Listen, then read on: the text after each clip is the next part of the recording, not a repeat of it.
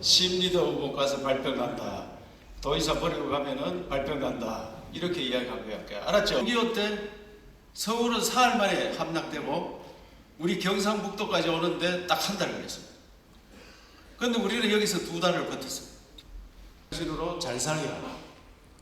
그런 선조를 가진 우리 후예들이 우리가 그 대를 이어서 잘해야 된다. 카카오를 만드는 또 요새 대길이라고 배달의 민족 우리가 하고 있는 생각들을 다 바꿔라. 그래야지 잘 새겨서 대한민국의 다시 중심이 되는 경기공사 사장님도 한 집에 총장님이 당연히 유익한 시간이 되기를 기원드리겠습니다. 감사합니다. 좀 부적절하지 않나 이런 생각을 좀 가졌었습니다만은 주변에서 그래도 이왕에서 참석을 하게 됐습니다. 제가 올해 한국 나이로 66살입니다. 54년생입니다. 운동을 한 바도 아니고 또 이쪽에 문외한이었습니다. 제가 한때 모셨던 분이 정치를 하셨던 분인데 대한주택공사의 사장을 과정을 스포츠로 만들었는데 그렇게 하다 보니까 말도 타야 되고 조용한 날이 없는데 5개 종목이 합해지니까 매일 그 의견 충돌이 나고 일이 진전이 안 돼요. 그래서 제가 구정원들께서 대한 카멘맹의 회장을 한번 좀 와보면 좋겠다. 그래서 이제 제가 카멘맹의 회장을 하고 대한주택가 통합하면서 전국의 대의원들에 의해서 선출되는 구체적으로는 세계 카멘맹 아시아 대륙 대표를 하고 원정사상 최고의 성적을 냈습니다. 광저우에서 아시아 2위를 탈퇴했을 겁니다. 지구를 한 30억 이상을 들어온 것 같아요. 발탁에 대해서 시군부 대회를 통해서 소년체전에 전국 이와의 싸움을 시작합니다. 아침 6시에 일어나서 사람을 수천 번 치면서 어깨가 빠져나갑니다. 이미지 트레이닝을 하기 위해서.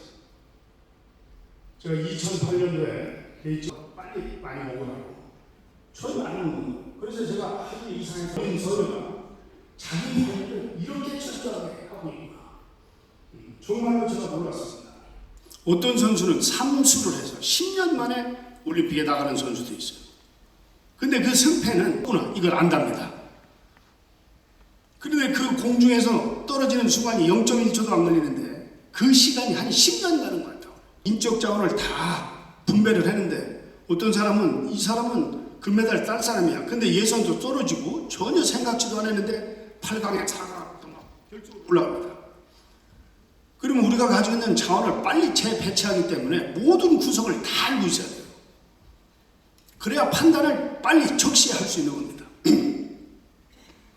이러한 준비들을 훨씬 좀 식사라든지 근육 강화라든지 상대 선수에 대한 정보를 입수해서 거기에 맞춘 과학적으로 분석을 해서 연습을 계속하는 겁니다. 눈 감고서도 받아칠 수 있는 그런 정도의 연습을 해내는 겁니다. 선수들이. 특히 식사. 우리 선수들이 유럽으로 가게 되면 아침과 저녁이 틀려지기 때문에 아침에 일찍이 밥을 먹고 나가면 운동하는데 좀 거북스럽고 또 안 먹으면 기운이 딸리고 그래서 이제 새벽부터 선수촌에서 소고기 곰국이라든지 이런 것들을 준비하고 라면이라든지 또는 된장 이런 것들을 미리 준비해서 아이들한테 지속적으로 공급을 해줍니다. 아무 불편 없이. 그렇게 해도 금메달을 못 따는 경우가 거의 답니다. 이 선수단장을 하면서 가장 마음이 아플 때가 메달을 못 따고 선수들이 집으로 갈 때입니다. 새벽에 이 친구들을 깨워서 보내려면 잠이 아직 안 깬 상태에서 우리가 그러면 이 밖에라도 좀 관광도 하고 이 나라의 역사 문화도 좀 배우고 친구들 응원도 하고 이렇게 가라고 해도 선수들이 안 합니다. 다 필요 없다는 거예요. 빨리 집에 가서 쉬고 싶다는 겁니다. 완전히 지쳐요. 진이 그야말로 다 빠져서. 그렇기 때문에 저희는 선수들 침상에서부터 유도 선수 같은 경우는 침대가 작은 경우가 있어요. 또 배구가 진짜 또 길이가 짧아가지고 또 음식이라든지 이런 것도 저희들이 항상 세심한 그 배려를, 단장은 부단장님들을 잘 모시고 부단장은 임원들은 지도자들은 선수들이 경기에 나가서 자기 경기력을 발휘할 수 있도록 모든 서포트를 다 합니다. 그래야 금메달이 만들어지는 겁니다. 그렇게 준비를 철저히 하고도 막상 경기에 들어가면 항상 문제가 생깁니다. 그렇게 성적이 좋았던 런던 올림픽에서도 아직 시작도 안 했는데 그 전날 우리 요트에서 감독이 추방당하는 일이 벌어졌어요. 이게 이제 세계 대회를 하다 보면 항상 온 나라에서 온 대표들을 모아서 식사도 하고 바뀐 경기 규정도 알려주고 또 친목의 시간을 갖게 됩니다. 영국에서 하게 되니까 이 바닷가고 스카치의 우상이고 하니까 여러 종류의 다양한 술이 있고 맥주에 음식에 과일, 이 친구가 가서 한 잔씩 자꾸 먹다가 마지막에는 또 한국인 스타일로 먹는 대로 섞어서 자기 말로는 두세 잔 먹었다는데 한 10잔 이상 먹은 것 같아요.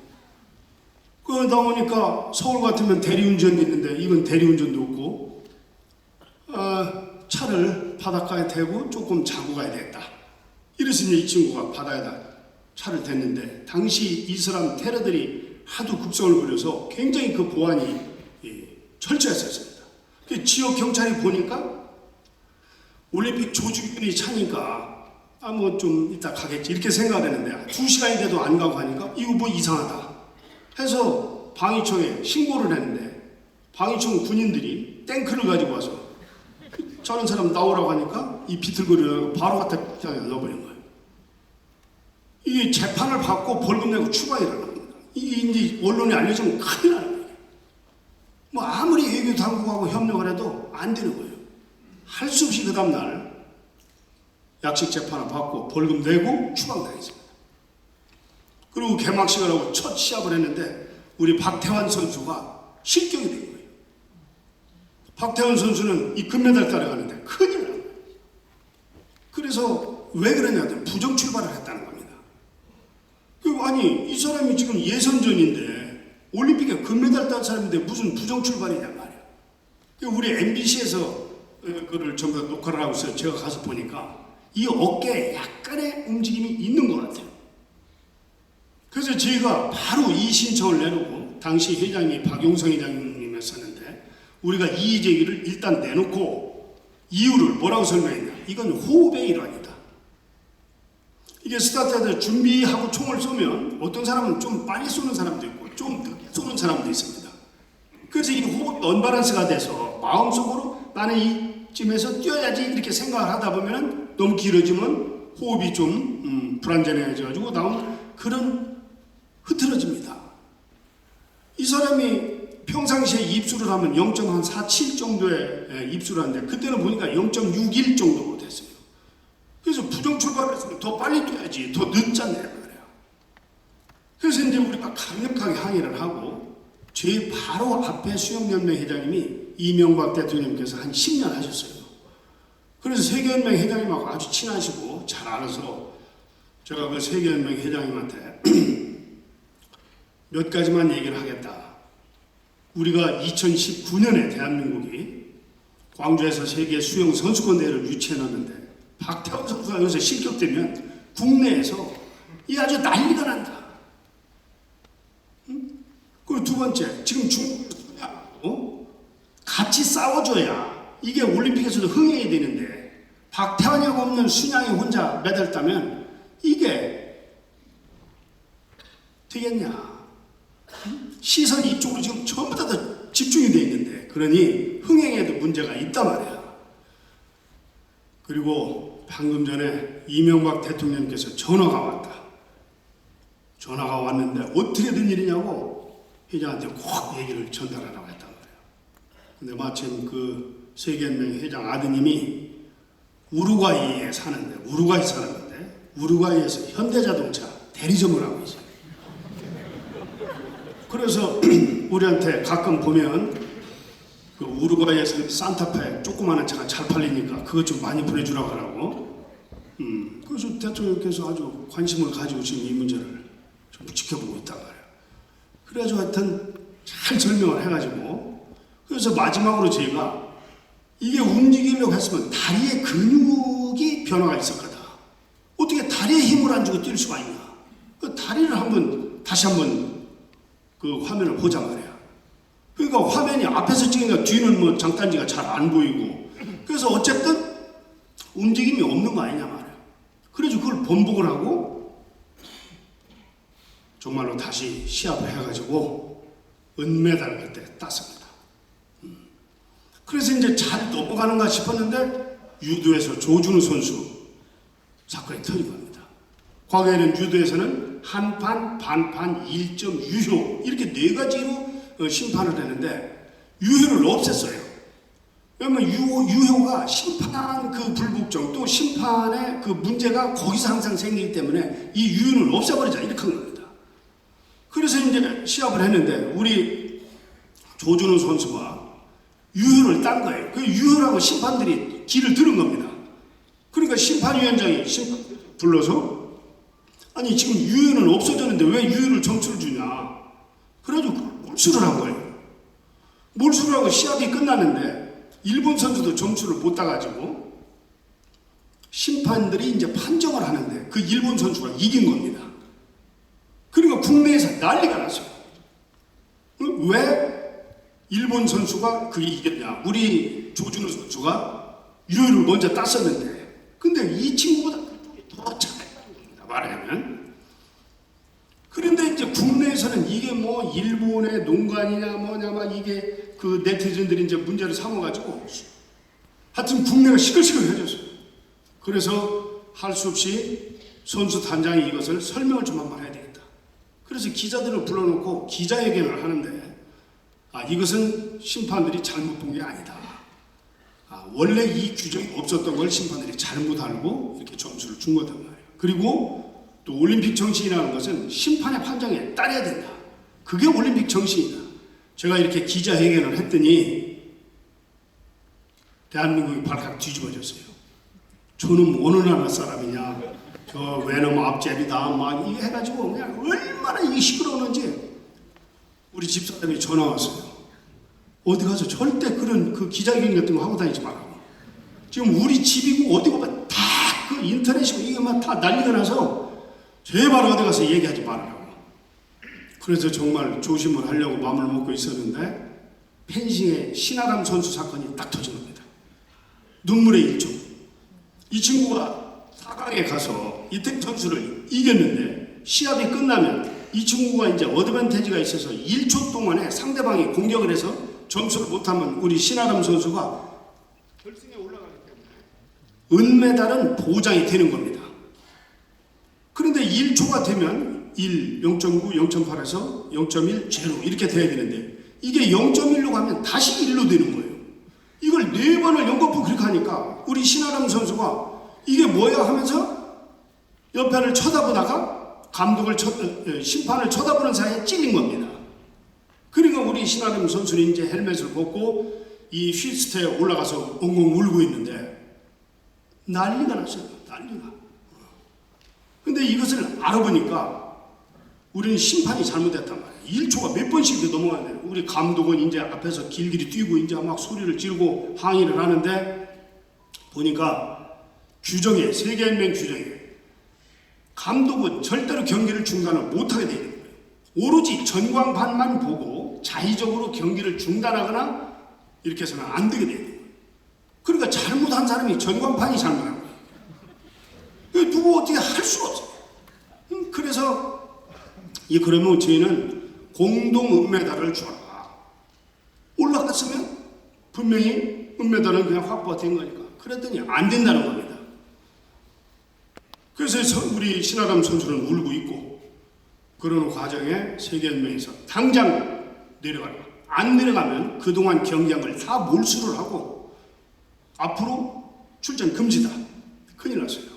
그래서 신아람 선수를 달래가지고 내려오게 했습니다. 내려오게 하고 다시 경기는 시작됐는데 국내에서 이제 난리가 난 거예요. 은메달 어떻게 되냐. 그 은메달은 세계연맹에서 안 된단다. IOC에서도 안 준다고 한다. 이제 막 난리 났습니다. 우리 박용성 회장님, 저 그때 펜싱연맹 회장님이 SK 손길승 회장님인데 네티즌들이 다 달라붙어가지고 어디 가서 하여튼 뭐 이게 죽을 지경이 됐죠. 도저히 이게 안 된다고 해요. 그래서 기자회견을 하기로 돼 있는데 이 과정을 설명을 해야 되는데 저하고 SK 손길승 회장님, 박용성 회장님이 이제 기자회견을 하기 위해서 기자들이 내외신 수백 명이 모였어요. 제가 해야 되는데 우리 기사가 길을 잘못 들어서 엉뚱한 데로 가버려요.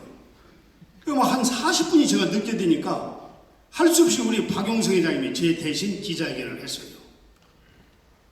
전국에서 우리 박용성 회장님한테 네티즌들이 달라붙어가지고 그때 제가 듣기로 60만 건인가 하여튼 우리 박용성 회장님 손녀가 할아버지 한국으로 바로 들어오시지 말고 어디 외국에 가서 좀 계시다가 그러고 와야지 바로 왔다면 안 될 것 같다고 아마 이 정도였어요. 패러디를 만나서 그러고 저는 올림픽 끝날 때까지 회장님한테 죄송스러워서 옆으로 제가 피한 것 같지. 그래서 이제 정말 우리 한국 사람들 그 열정이 대단합니다. 아주 한번 붙으면 끝장을 내니까. 그래서 이제 우리 회장님한테 항상 죄송하게 생각하고 있는데 이제 뭐 금메달도 많이 따고 막 하니까 그게 다 묻히고 또 가는 거예요. 그러다 이제 마지막에 축구가 있는데 축구가 우리가 결승에 딱 올라가니까 그렇게 욕하는 사람들이 야 이번에 오면 뭐 훈장을 줘야 된다는 동 잘 안 나고 아니야. 그 3일 만에 냉탕 원탕을 막 왔다 갔다 하는데 막 달려들었다가 또 막 칭찬을 했다가 그 마지막 경기가 이제 축구였는데 우리가 거기서 영국도 이기고 일본하고 이제 결승전이거든요. 일본은 그때 성적이 안 좋아가지고 단장이 소환되고 일본 사람들이 그 축구 경기장에 엄청 왔어요. 저도 물론 가서 있었는데 근데 우리가 이겼을 거예요. 그 일본이 이제 웅성웅성 하는데 우리 박종우 선수가 골 세레머니를 하면서 태극기를 가지고 나와서 거기다 독도는 우리 땅이다 이렇게 써서 가지고 와서 돌았어요. 근데 일본 사람들이 이제 막 웅성웅성하고 이제 항의를 하고 이제 분위기가 아주 이상해져서 IOC에서 저희들로 오라가더니 골 세레머니 할 때 박종우 선수는 못 나오게 하고 유감 표명의 사과문을 좀 하나 대라. 그래서 저희가 그게 무슨 말입니까 말이에요. 독도는 역사적으로 또 시류적으로 우리가 지배하고 있고 우리 땅인데 우리 땅은 우리 땅이라고 하는데 그게 무슨 문제가 있습니까? 그러니까 이 양반들은 무슨 얘기냐? 정치, 종교적 영토, 인종 이런 문제들을 얘기를 못하게 돼 있는데 너네가 지금 영토 문제를 건드렸지 않느냐? 그래서 아니 아까 얘기한 대로 우리 땅이지 않느냐?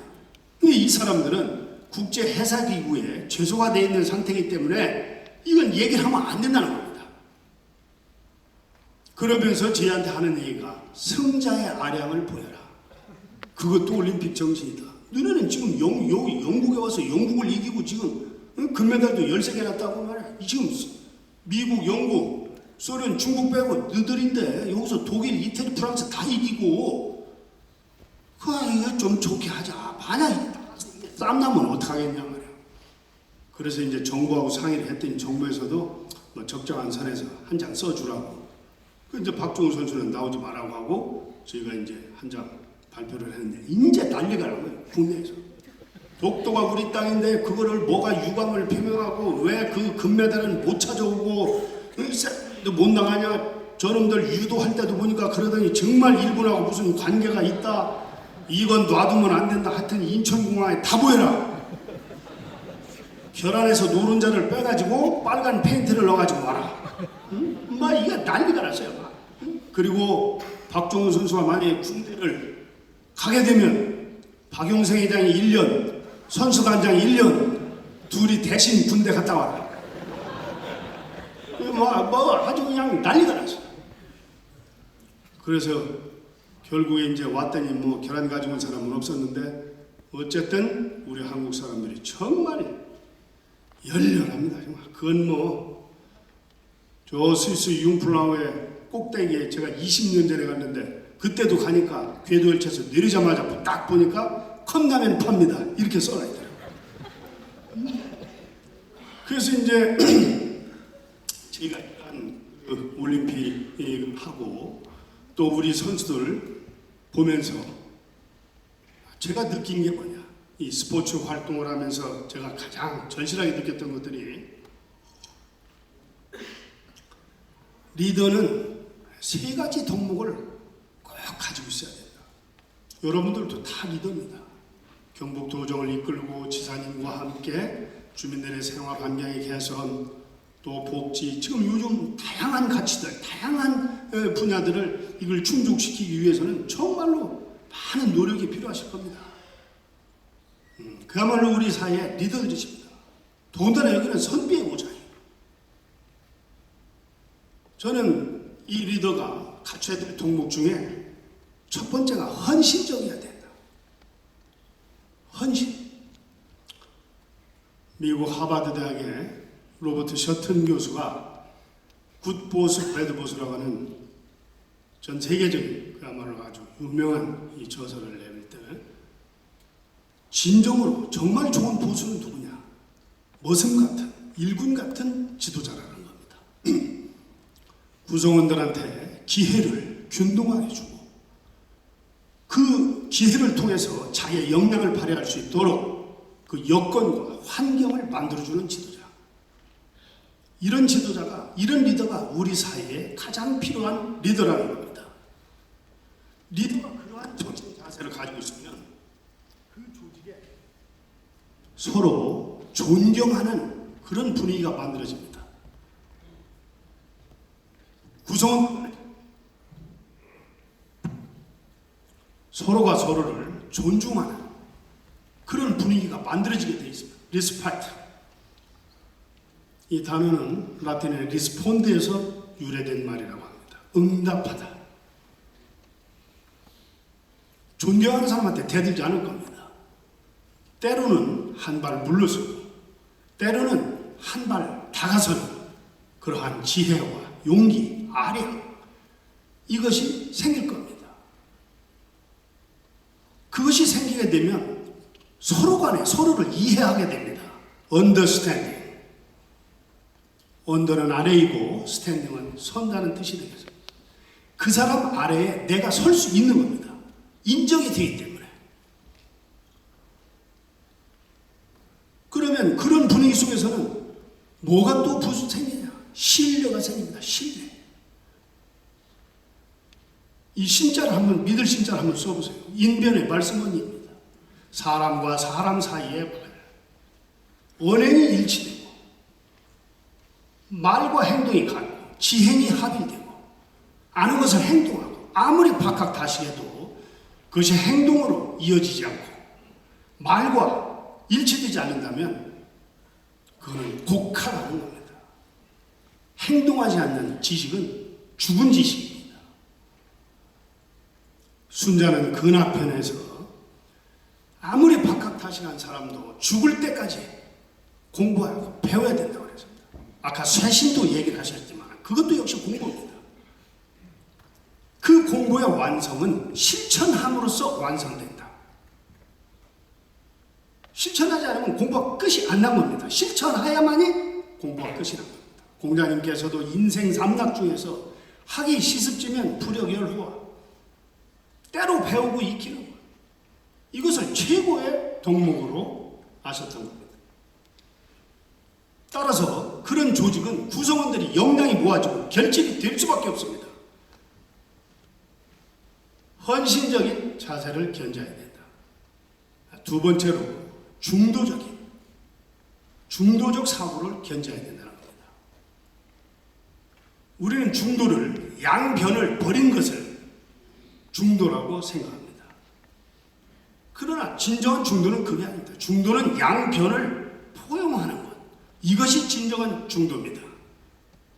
우리는 이 중도를 회색분자라고 하는데, 햇빛이 다 받아들이면 검정색입니다. 여기서부터 반사하는, 거부하는 것의 끝에가 흰색입니다. 이 둘을 합하면, 흰색과 검정색을 합하면 회색이 나옵니다. 그래서 우리 사회는 회색분자로 하는데, 제 생각에는 우리 사회가 보다 조화로운 사회가 되기 위해서는 이 중도 부분이 커져야 된다는 겁니다. 원효 대선사께서는 이 중도를 이렇게 설명하셨습니다. 대승기신론을 통해서 아마 이 중도와 화상에 대해서는 가장 많은 저서를 남기신 분일 겁니다. 이변이 비중이다. 개구 즉 차이다. 이게 뭔 얘기냐? 이거냐? 이게 아니면 저거냐? 그럼 이것도 아니고 저것도 아니라면 이것과 저것의 중간이냐? 개구 즉 차. 입을 여는 순간에 착오가 발생된다는 겁니다. 그럼 어떤 게 중도냐? 육상이 원흉한 것, 통과 별, 동과 이, 성과 계, 이것이 하나라는 겁니다. 통과 별, 부분과 전체는 하나라는 겁니다. 부분이 없는 전체가 있을 수가 없고 전체는 부분이 집합되지 않으면 있을 수가 없는 겁니다. 개화집에 개화가 없으면 개화집일 수가 없는 겁니다. 일즉 다이고 다즉 일인 겁니다. 동과 이, 예를 하나 들어보겠습니다.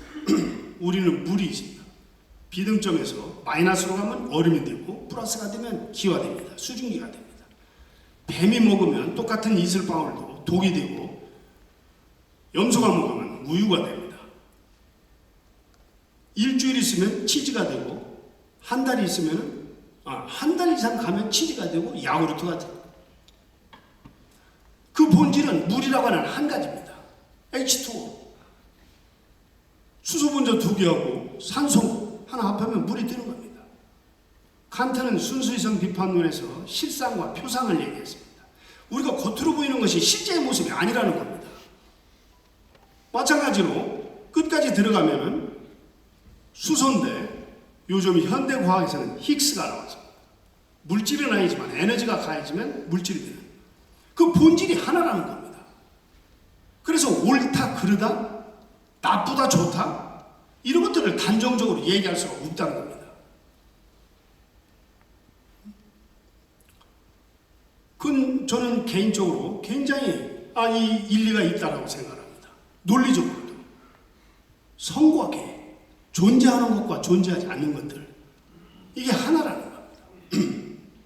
우리가 우리의 시력이나 우리의 청력으로 듣고 보지 못해서 그렇지 우리가 못 보는 것들을 보는 분들도 많고 못 듣는 것도 듣는 사람들도 많이 있는 겁니다.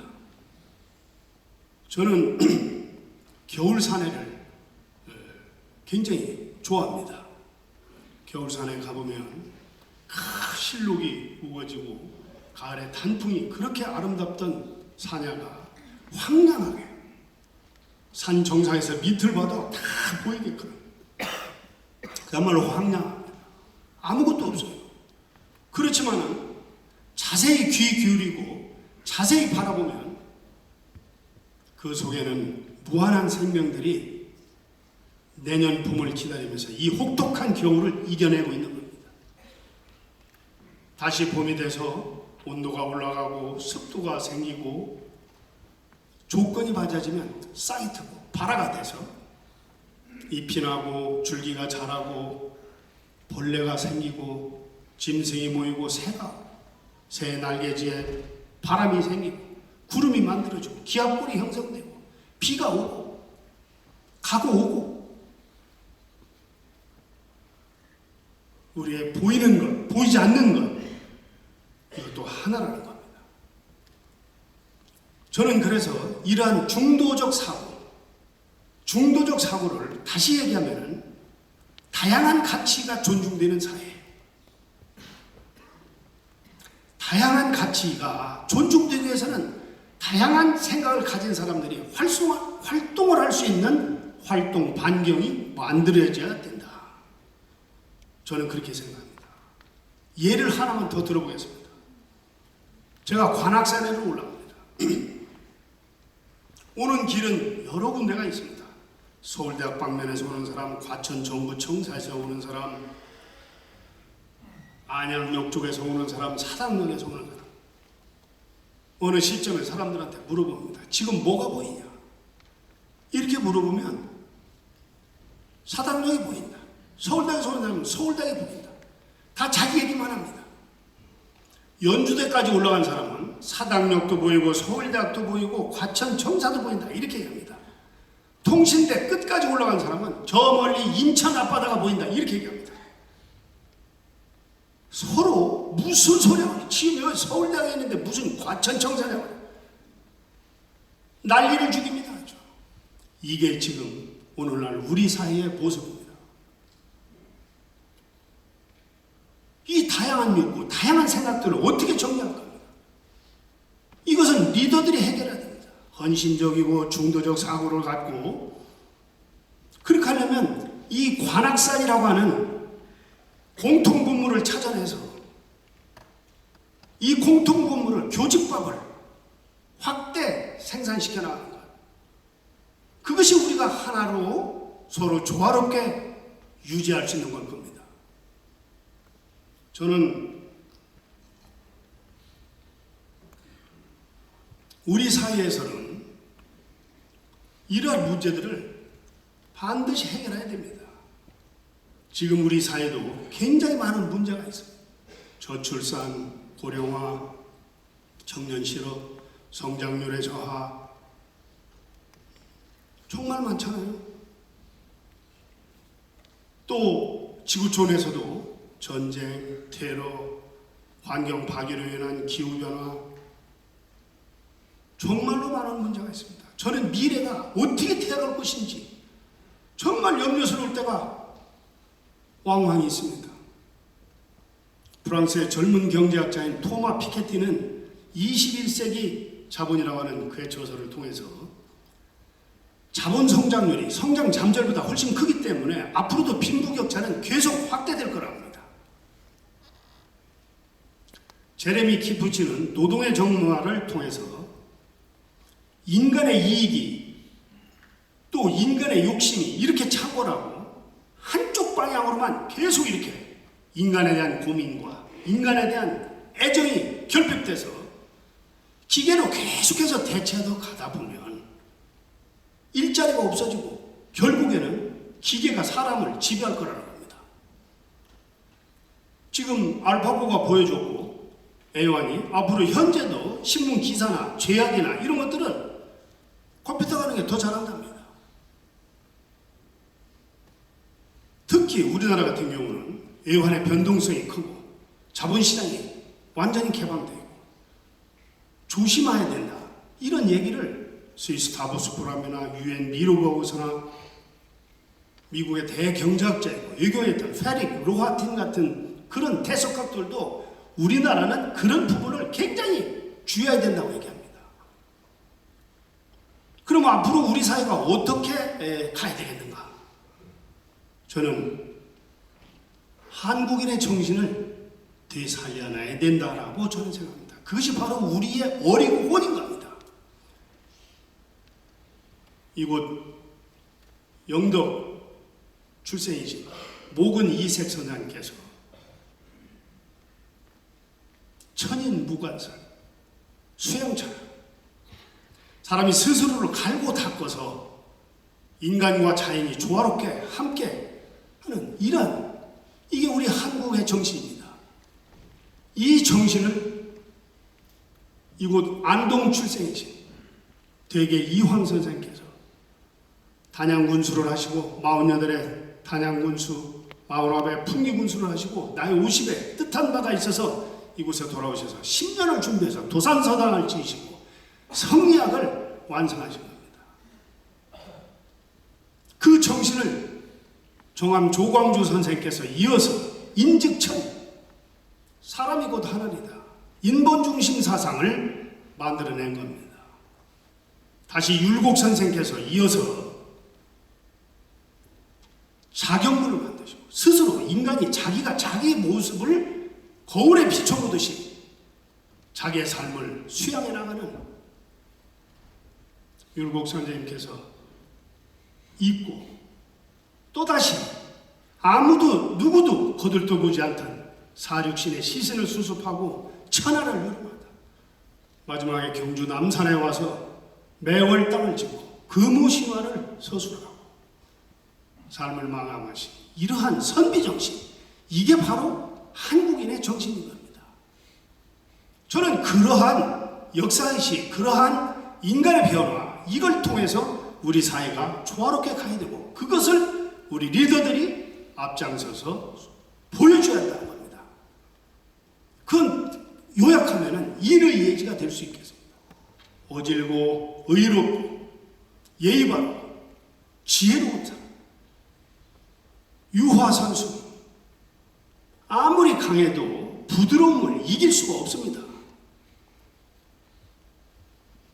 아무리 싸움을 잘해도 화합하는 사람을 이길 수가 없어요. 명심보감에서 군자 화이부동하고 소인자 동의불화라고 했습니다. 화합하는 사람은 큰 사람이라고 했습니다. 선, 아무리 약한 사람도 착한 사람을 이길 수가 없어요. 결국에 집니다.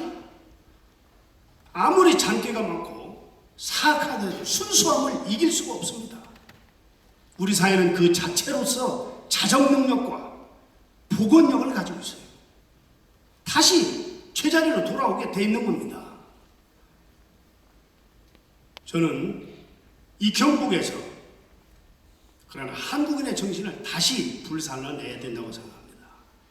공자님께서 말씀하신 사성 7단 중에 사성, 겸허지심과 사양지심, 양보할 줄 알고 겸손하고 측은지심, 불쌍한 사람을 보면 긍휼히 여기는, 배고픈 사람의 밥 한 그릇도 더 주고, 추위에 떠는 사람한테 옷을 입혀주고, 재근 고주하고, 몸이 불편한 사람을 잘 보살피는 것, 말을 따뜻하게 하는 것, 에어.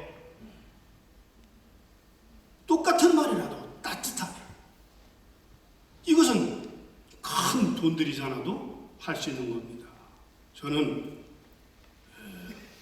이러한 것들이 이 경북에서 다시 한번 일어나는 계기가 되면 정말 좋겠다는 생각을 제가 가끔 합니다. 이곳은 그런 곳이고 지역이. 마지막으로 겸허한 자세를 견지해야 된다는 겁니다. 인간이 시간 앞에서 굉장히 약한 존재입니다. 제가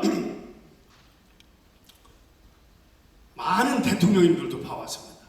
김영삼, 김대중, 노무현 대통령님, 이명박 대통령님 체육 활동을 하다 보니까 많은 교류가 있었어요. 또 해외 대통령님들도 많이 봤습니다. 다 가셨습니다. 아무리 돈이 많아도 다 갑니다. 얼마 전에 돌아가신 조영호 회장님, 저하고 같이 연맹 일도 해보고 또 외국에도 같이 많이 다니고, 제가 수석 부회장을 할 때 제 바로 밑에서 이 부회장을 했습니다. 같이 스포츠 활동을 해왔습니다. 영원히 우리 곁을 떠나버렸어요. 그런데 우리는 끝까지 살 줄 알아요. 예일대학의 케이건 교수는 이 죽음에 대해서 우리가 관념적으로만 생각하지 영원히 나한테는 안 온다고 생각한다는 겁니다. 이 사람이 그 죽음이란 무엇인가 이 책을 쓰시면서 그 포인트가 뭐냐, 사람들이 이 죽음에 대해서 1년에 제대로 두세 번씩만 생각을 해봐도 세상의 모습이 달라질 거다, 그런 얘기입니다. 정말 이 시간이 빨리 갑니다. 그리고 자연 앞에, 우주 앞에 인간과 인간의 관계, 인간과 자연과의 관계, 인간과 우주 삼라만상의 관계에 있어서 겸허한 자세를 견져야 된다. 시간이 없다라는 겁니다. 시간이 그야말로 time fly by, 박휘 지나가버린다는 겁니다. 이곳 경북 고령 출생이시고 고려말 대 충신이었던 야은 길재 선생께서 고향으로 고려가 망하고 돌아오시기 전에 마지막으로 개경시내를 한번 보시려고 나가서 쭉 둘러보는데 같이 일했던 역대 선대 임금님들, 또 같이 일했던 대신과 동료들, 나라는 패망을 하고 어떤 일본은 다시 새 나라에 참여한다고 한양으로 가고, 일본은 또 죽고 피살당하고 도망가고, 자기는 목숨을 건져서 고향으로 돌아오는데 그 황량한, 그 찬란했던 개경이 황량하게 폐해된 것을 보면서 그때 하신 말씀. 산천은 유구한데 인거는 간 곳이 없도다. 삶이 그런 겁니다. 삼국유사의 조신의 꿈에도 보면 어느 스님께서 절에 오는 한 규수를 너무 사랑해서 저런 사람하고 한번 살아봤으면 좋겠다. 항상 그 생각을 하는데 그 규수가 시집 갔다가 돌아왔다는 얘기는 들었는데 다시 보지는 못했는데 이 양반을 만나서 살게 된 겁니다. 아이를 5이나 낳고 정말 행복한 생활하는데 언젠가 보니까 생활이 어려워서 다 뿔뿔이 가족이 흩어지게 돼요. 첫째 아이는 죽게 되고 그래서 그 첫째 아이를 길에다 묻었습니다. 묻고 돌이켜 생각을 해보니까 그때 그렇게 좋았고 그렇게 행복했었는데 그것이 결과가 이렇게 왔구나. 그런 후회, 해안. 이런데 눈을 딱 떴는데 꿈이었던 겁니다. 그게 꿈이었어요. 수십 년이 지나가면서 그 꿈이. 얼굴에는 주름이 파이고 머리는 흰머리가 확 차고. 꿈이었었는데 너무 절실해서 그 장소로 가봤답니다. 가서 땅을 타보니까 정말로 시체가 나와서 그 시신을 수습해서 이곳 경주 남산에 묻고 그 위에 정토사라고 하는 절을 졌다라는 설화가 있습니다. 그와도 마찬가지로 이 삶이 정말 꿈결같이 가버린다. 주위의 사람들하고 갈등 일으키지 말고 내가 받아주고 내가 져주고. 저는 우리 선수들한테 제가 가장 자주 하는 얘기가 있습니다. 아이들이 굉장히 힘들어할 때 성경에 다윗왕의 반지편에 나오는 솔로몬 왕자가 금 세공인한테 이야기했던 이 또한 지나가리라. 즐거움도 또 아픔도 힘든 것도 영원히 가는 것은 없을 겁니다. 제가 오늘 부탁드리고 싶은 말씀은 여기는 다 우리 사회 리더들이시고 또 우리 지사님의 많은 식견, 열정, 지사님을 잘 모시고 경북 도정을 잘 이끌어 주시고 또 한국인의 혼과 얼 정신을 되살려내서 이러한 정신이 우리 사회로 멀리 방방곡곡으로 이 선배 정신이 퍼져나가서 대한민국이 보다 조화롭고 살기 좋은 우리 미래 세대들이 안락한 생활할 수 있는 그런 터전을 만들어 주시기를 간곡하게 부탁을 드리면서 오늘 저의 이야기를 마무리하도록 하겠습니다. 경청해 주셔서 대단히 감사합니다. 다음으로 6월 직원 만남회담 행사를 모두 마치겠습니다.